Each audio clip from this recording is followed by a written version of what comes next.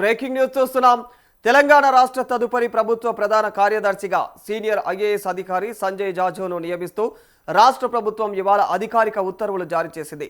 ప్రస్తుతం సీఎస్గా కొనసాగుతున్నటువంటి కె రామకృష్ణారావు పదవీ కాలం ఈ నెల 30తో ముగియనున్నటువంటి నేపథ్యంలో ఆయన స్థానంలో సంజయ్ జాజు బాధ్యతలు స్వీకరించనున్నారు. ఈ మేరకు ప్రభుత్వం అధికారికంగా నియామక ఉత్తర్వులు విడుదల చేసింది.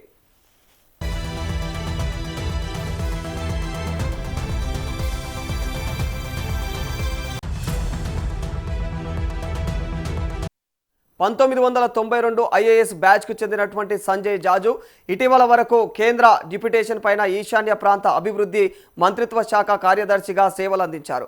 తెలంగాణ ప్రభుత్వ అభ్యర్థన మేరకు కేంద్ర సిబ్బంది శిక్షణ వ్యవహారాల శాఖ ఆయనను మరిక పేరెంట్ కేడర్కు తిరిగి పంపుతూ ఇటీవల ఉత్తర్వులు జారీ చేసింది. అనంతరం రాష్ట్ర ప్రభుత్వం ఆయనను తదుపరి సీఎస్గా నియమించింది.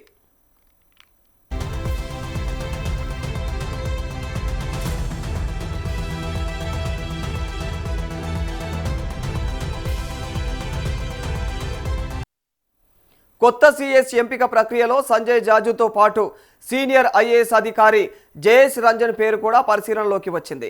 అదేవిధంగా 1992 బ్యాచ్కు చెందినటువంటి మరో అధికారి వికాస్ రాజ్ కూడా రేసులో ఉన్నారు. ప్రస్తుతం జయేష్ రంజన్ మెట్రోపాలిటన్ ఏరియా పట్టణాభివృద్ధి శాఖ ప్రత్యేక ప్రధాన కార్యదర్శిగా విధులు నిర్వహిస్తూ క్రీడా మరిక పర్యాటక శాఖలకు అదనపు బాధ్యతలు చేపట్టారు. వికాస్ రాజ్ రవాణా రహదారులు భవనాల శాఖ ప్రత్యేకమైనటువంటి ప్రధాన కార్యదర్శిగా కొనసాగుతూ ఉన్నారు. అయినప్పటికీ కేంద్ర సర్వీసుల నుంచి ఇటీవల రిలీవ్ అయినటువంటి సంజయ్ జాజును ఆయనపైనే ముఖ్యమంత్రి రేవంత్ రెడ్డి అయితే తుది నిర్ణయం తీసుకోవడం జరిగింది.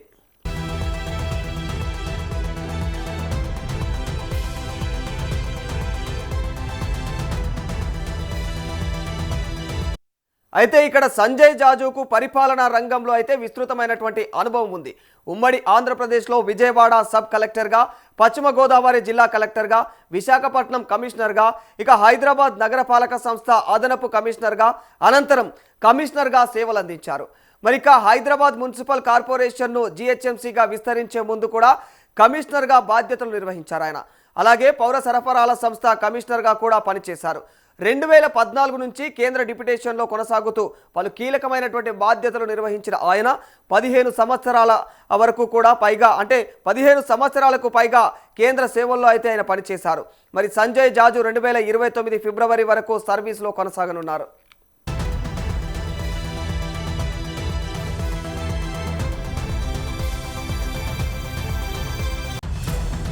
అంతేకాకుండా రక్షణ రంగంలో కూడా ఆయన కీలకమైనటువంటి పాత్ర పోషించారు. 2018 నుంచి 2022 వరకు కూడా రక్షణ మంత్రిత్వ శాఖలో అడిషనల్ సెక్రటరీగా పనిచేస్తూ ఆత్మనిర్భర్ భారత్ విధానాన్ని రక్షణ ఉత్పత్తి రంగంలో బలంగా అమలు చేశారు. దేశంలోనే స్వదేశీ ఆయుధాలు, యుద్ధ విమానాల తయారీకి ప్రోత్సాహం ఇవ్వడంతో పాటు రక్షణ స్టార్టప్లకు మార్గం సుగమం చేశారు. ఐడెక్స్ కార్యక్రమానికి పర్యవేక్షిస్తూ రక్షణ రంగంలో ఆవిష్కరణలకు పెద్దపీట వేశారు.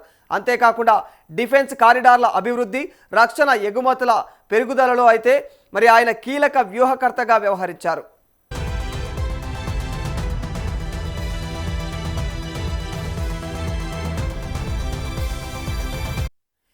కేంద్రంలో 2014 నుంచి 2018 వరకు కూడా NHIDCL డైరెక్టర్గా పనిచేసినటువంటి సమయంలో ఈశాన్య రాష్ట్రాలు, హిమాలయ ప్రాంతాలు, అండమాన్ నికోబార్ దీవుల్లో వ్యూహాత్మక రహదారులు, టన్నెల్ ప్రాజెక్టుల అభివృద్ధికి దోహదపడ్డారు ఆయన. కఠినమైనటువంటి భౌగోళిక పరిస్థితుల్లో కూడా మౌలిక సదుపాయాల ప్రాజెక్టులను వేగవంతం చేయడంలో కొత్త విధానాలను ప్రవేశపెట్టారు. ఇలా ఉమ్మడి రాష్ట్రంలో క్షేత్రస్థాయి పరిపాలన నుంచి కేంద్రంలో డిజిటల్ గవర్నెన్స్, రక్షణ రంగ ఆధునీకరణ, మౌలిక వసతుల యొక్క అభివృద్ధి వరకు కూడా విస్తృతమైనటువంటి అనుభవం కలిగిన సంజయ్ జాజు తెలంగాణకు ప్రధాన కార్యదర్శిగా బాధ్యతలు స్వీకరిస్తే రాష్ట్ర పరిపాలనా వ్యవస్థ మరింత బలోపేతం అవుతుందని చెప్పేసి విశ్లేషకులు అభిప్రాయపడుతున్నారు.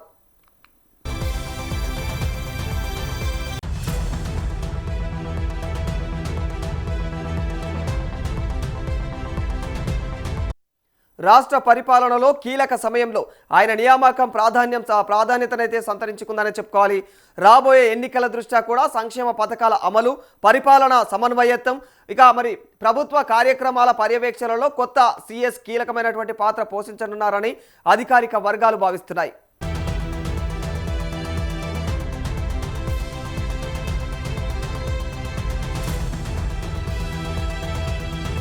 మొత్తానికి కొత్త సీఎస్ ఎంపిక పైన గత కొన్ని రోజులుగా జరుగుతున్నటువంటి ఉత్కంఠతకు తెరపడిందని చెప్పాలి. కొత్త సీఎస్ విషయంలో పలువురి పేర్లు తెరపైకి వచ్చినా కూడా సీఎం రేవంత్ సుదీర్ఘ కసరత్తు తర్వాత అనూహ్యమైనటువంటి నిర్ణయం తీసుకున్నారు ఆయన. మరి అందులో భాగంగా కొత్త సీఎస్ నియామకం పైన ఉత్తర్వులు కూడా జారీ చేశారు. రేవంత్ రాష్ట్రంలో ఏదైతే మూసీ ప్రాజెక్టు, మెట్రో విస్తరణ, ప్రాంతీయ రింగ్ రోడ్డు వంటి భారీ ప్రాజెక్టులకు కేంద్రం నుంచి అనుమతులు, నిధుల త్వరితగతిన అయితే సాధించడమే లక్ష్యంగా ఆయన అనుభవాన్ని ఉపయోగించుకోవాలని చెప్పేసి సీఎం రేవంత్ భావిస్తున్నట్లుగా తెలుస్తోంది. మరి కేంద్ర సర్వీసుల నుంచి రిలీవ్ అయిన సంజయ్ జాజు ఈ నెల 30న అయితే సీఎస్గా బాధ్యతలు స్వీకరించనున్నారు. ప్రస్తుత సీఎస్ రామకృష్ణారావు పదవి విరమణ తర్వాత ముఖ్యమంత్రి రేవంత్ కీలక బాధ్యతలు అప్పగించే అవకాశం ఉందని తెలుస్తోంది.